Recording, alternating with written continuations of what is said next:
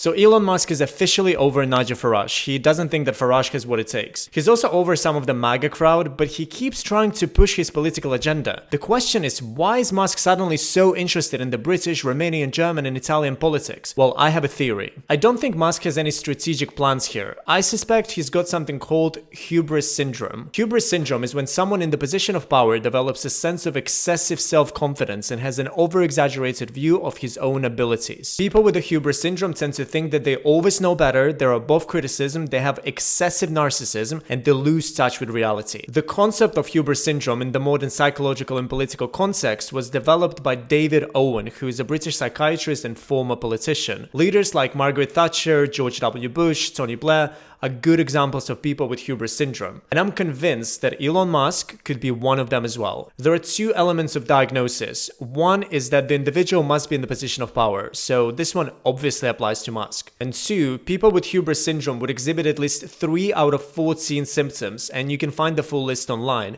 But I went through all of them, and in my opinion, 5 seem extremely applicable to Musk, so he could meet the criteria for hubris syndrome. There is a few symptoms that I thought would be interesting to discuss here. One is a narcissistic propensity to see the world primarily as an arena to exercise power and seek glory. And this definitely applies to Musk. He has this helicopter view of the world that with a single tweet he can influence politics all over the world. One day it's Germany, then it's Romania, then it's Congress in the US, today it's Britain, and he gets to decide who's gonna lead the Reform Party.